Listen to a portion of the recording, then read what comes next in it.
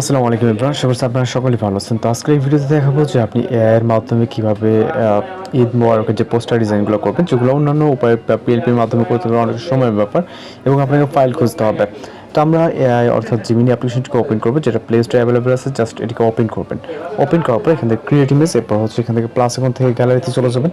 এরপর আপনি আপনার পছন্দের জীবনে একটি ছবি সিলেক্ট করবেন, যেটা দ্বারা আপনি এই ধরনের ঈদ মুবারক ফটো তৈরি করতে যাচ্ছেন। তো আমরা জাস্ট নর্মাল একটি পিকচারকে সিলেক্ট করবো, যেটা ফেস ক্লিয়ারলি বোঝা যাবে, এবং একটি ছবি। ওকে, নর্মাল একটি ছবি নিলাম। নেওয়ার পর মূলত নির্দিষ্ট আমরা একটি প্রম্পট ইউজ করবো, যে প্রম্পটগুলো ভিডিও ডেসক্রিপশনে পেয়ে যাবেন। ওকে, এগুলোর মাধ্যমে খুব সহজে আপনি এক ক্লিকে ঈদ মুবারকের ফটোগুলো জেনারেট করে নিতে পারবেন। জাস্ট আমরা আমাদের চ্যানেল ভিজিট করলে আপনারা দেখতে পারবেন। অন্যান্য উপায়ে কিন্তু আমরা অনেকগুলা ঈদ মুবারকের যে ফটো এডিটিং বলেন বা পোস্টার ডিজাইন বলেন, সেগুলো কিন্তু হচ্ছে টিউটোরিয়াল ভিডিও দেওয়া আছে। ওকে, আর এটা হচ্ছে একদম সহজ ওয়ে। জাস্ট আমরা প্রম্পটটিকে ডেসক্রিপশনে পেস্ট করে এখান থেকে ফটো সহ প্রম্পটটিকে সেন্ড করব।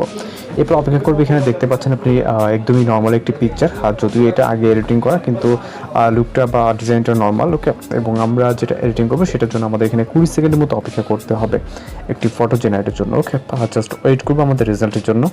ওকে, তো দেখতে পাচ্ছেন অনেক সুন্দরভাবে জাস্ট একটি নর্মাল পিকচার দিয়ে কিন্তু আমরা এই ধরনের ফটো ডিজাইন করে নিলাম। ওকে, ভিউ করে এটা খুব ইজিলি সেভ করে দেবো, অথবা যে কোনো প্ল্যাটফর্মে এটাকে শেয়ার করে নেবেন। জাস্ট এটাকে আমরা এখান থেকে সেভ অপশনে ক্লিক করবো, তাহলে আমাদের ফাইলটি ডাউনলোড হয়ে যাবে। অনেক সময় ওটা ফার্স্ট টাইম ডাউনলোড নাও হতে পারে, আপনি এটাকে সেকেন্ড টাইম আবার ট্রাই করবেন। ওকে, সেমভাবে আমরা আরও একটি ইমেজ এখান থেকে জেনারেট করবো।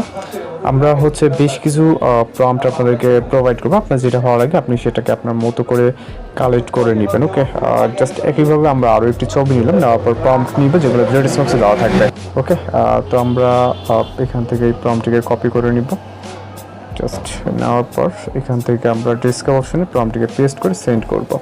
এরপর অপেক্ষা করবো। আমরা যেটা বলছি, একটি পিকচারের জন্য ফটো রেজাল্ট পাওয়ার জন্য আমাদের 20 সেকেন্ডের মতো অপেক্ষা করতে হবে। এর ভিতরে মূলত আমরা আমাদের কাঙ্ক্ষিত রেজাল্টটি পেয়ে যাবো। ওকে ওকে জাস্ট দেখতে পাচ্ছেন। তো এইভাবে মূলত এই ধরনের ফটোগুলো জেনারেট করে নিতে পারবেন। আর কোথাও সমস্যা হলে অবশ্যই জানাবেন। জাস্ট ভিউ করে সেভ অথবা যে কোনো প্ল্যাটফর্মে শেয়ার করে নিতে পারেন।